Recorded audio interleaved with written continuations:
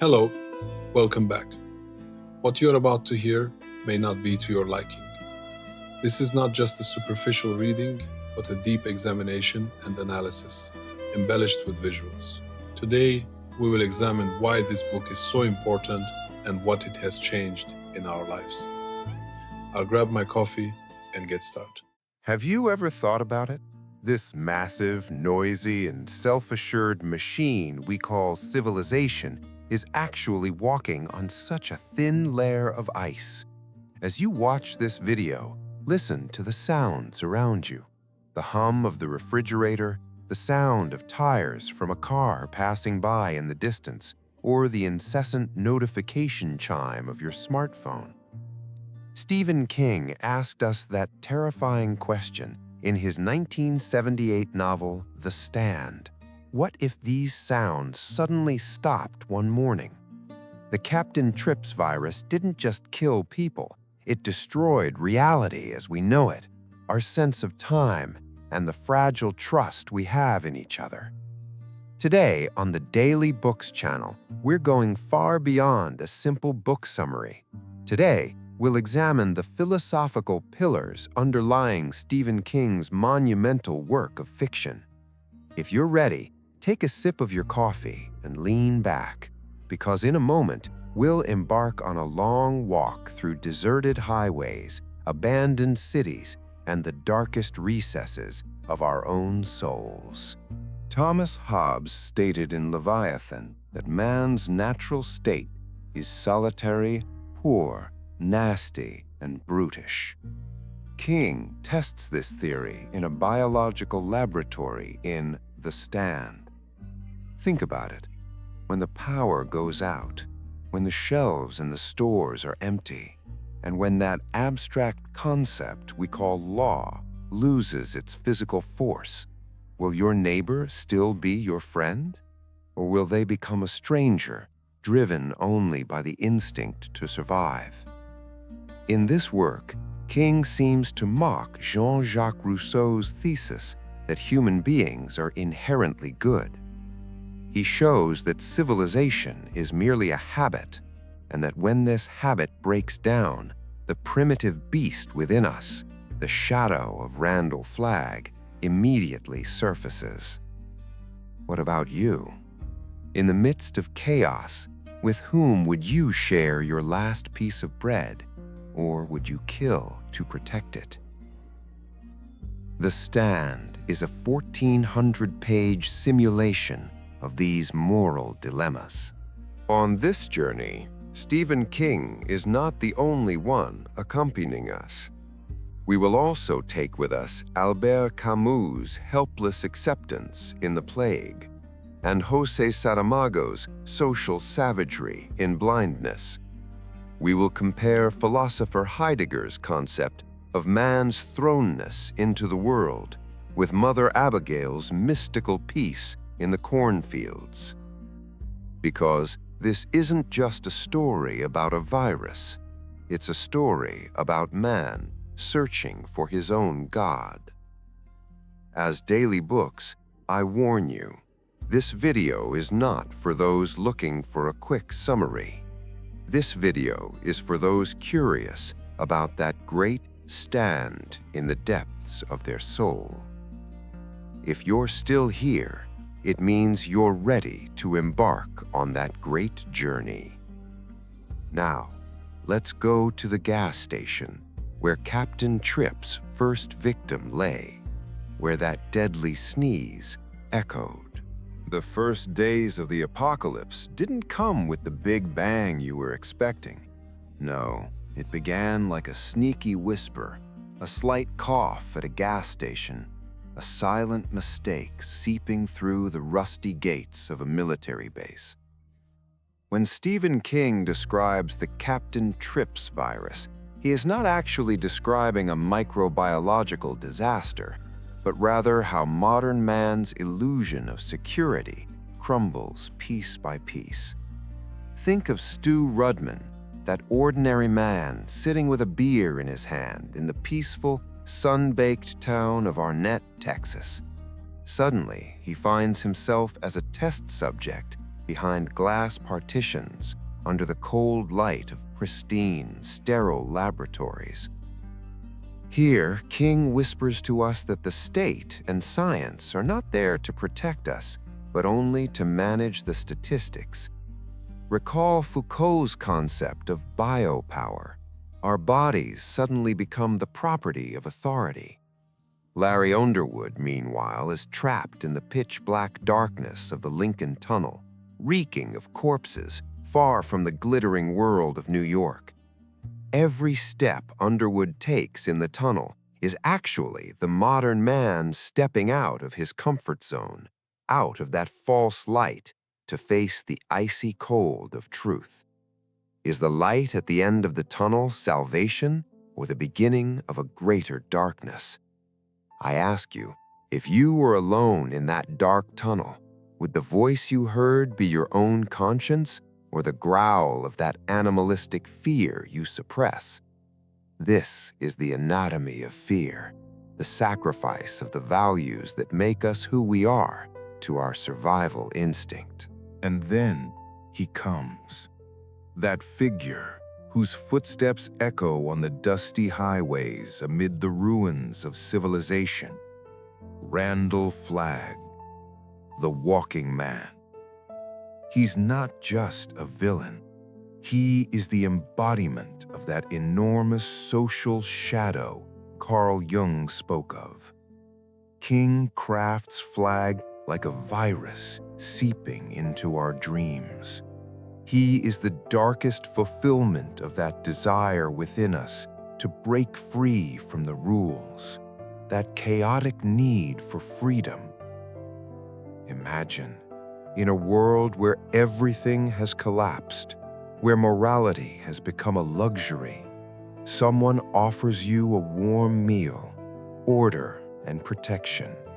There's just one condition. You must hand over the key to your soul.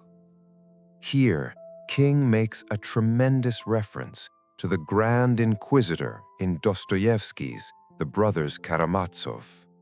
Would humans prefer to seek refuge in the safe embrace of a tyrant rather than be crushed under the terrible uncertainty that freedom brings? Flagg offers us this poisoned apple under the neon lights of Las Vegas.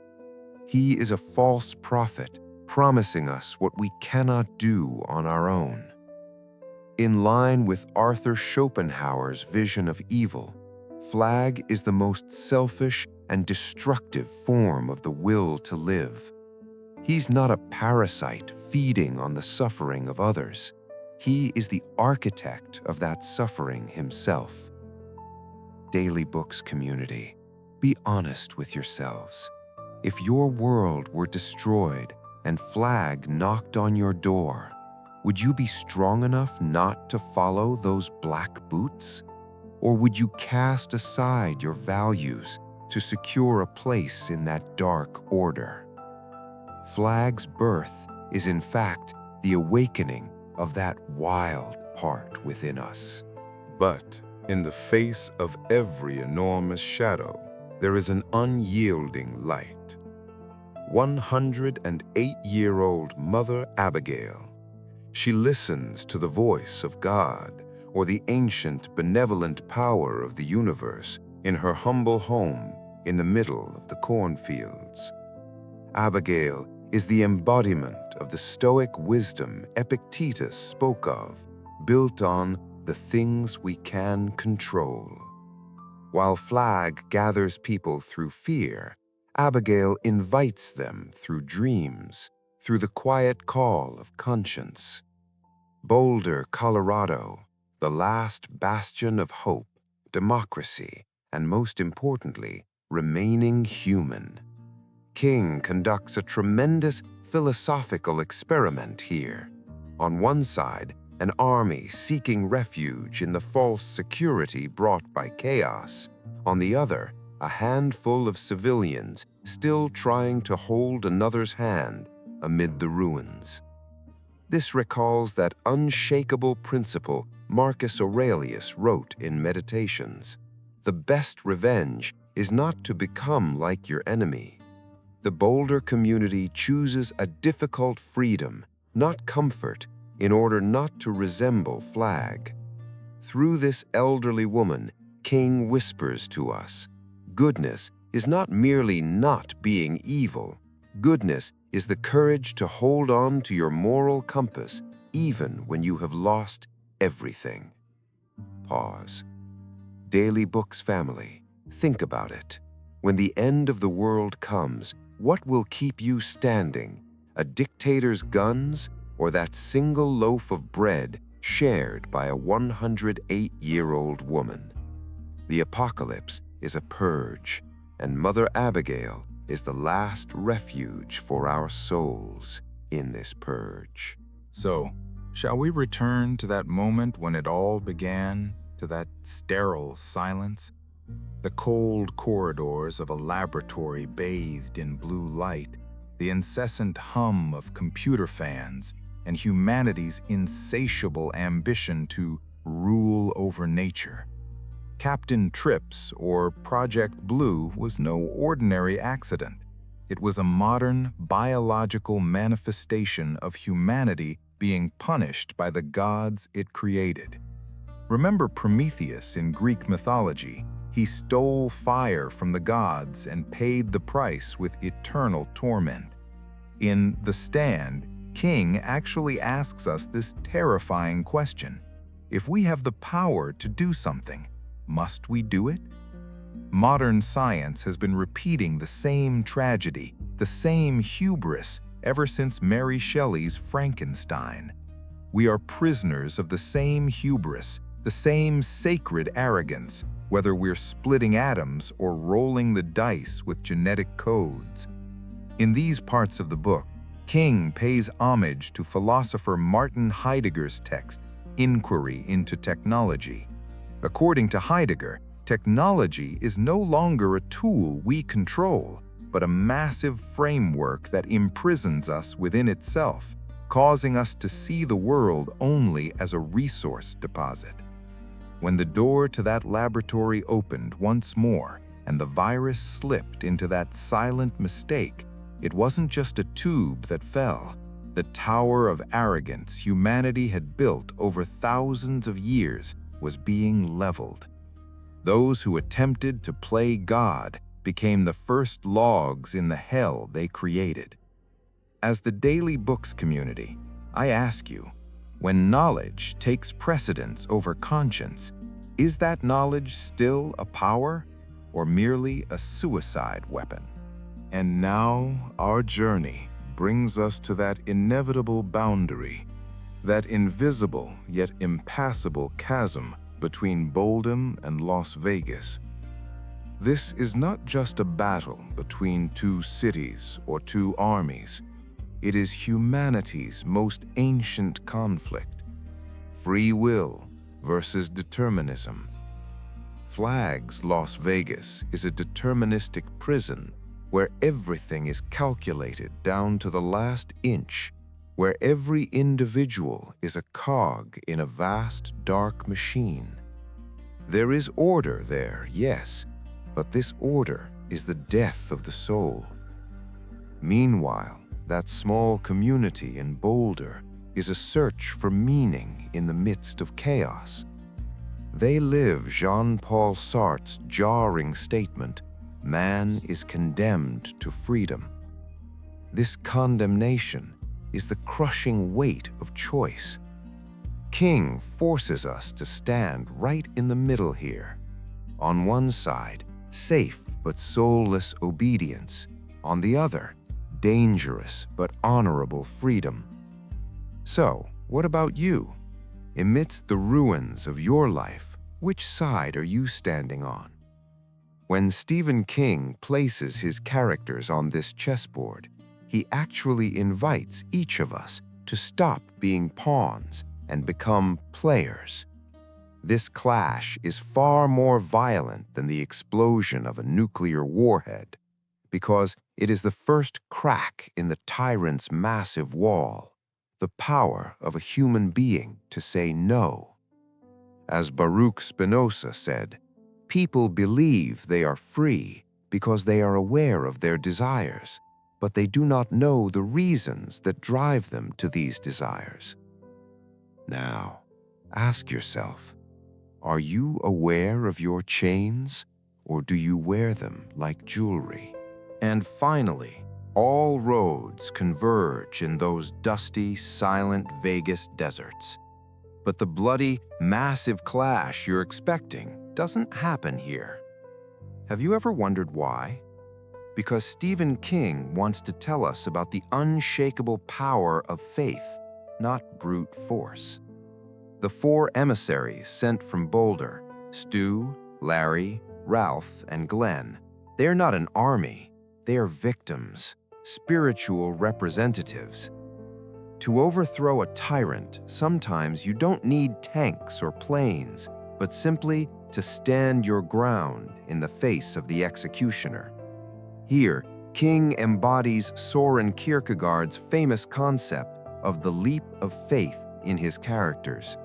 Walking into the heart of that darkness, knowing you will die, with no rational reason. Is this madness, or the purest form of human dignity on earth? Las Vegas's cold, steel, and mechanical order slowly begins to crack in front of these 4 men's silent resistance. Because Flagg can manage fear, he can use pain, but he can never, ever understand selfless sacrifice.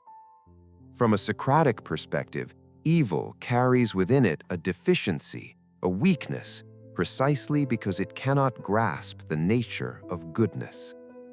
Larry Underwood has been preparing for this very moment, this silent testimony, ever since he emerged from that dark Lincoln tunnel.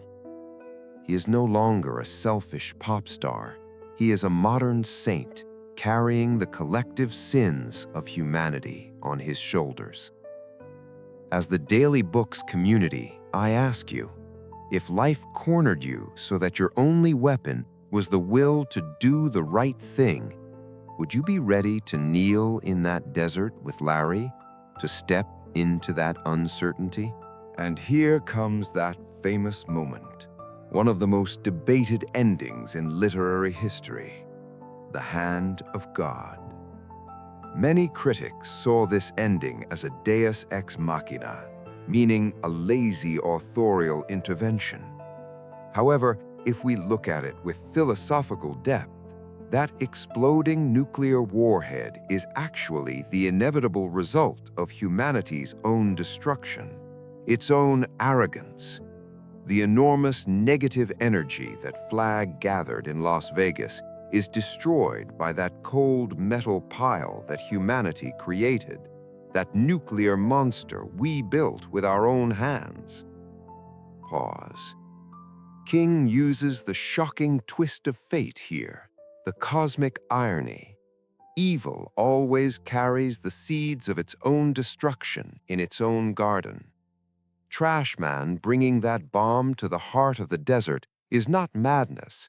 It is the manifestation of a mechanical, deterministic fate.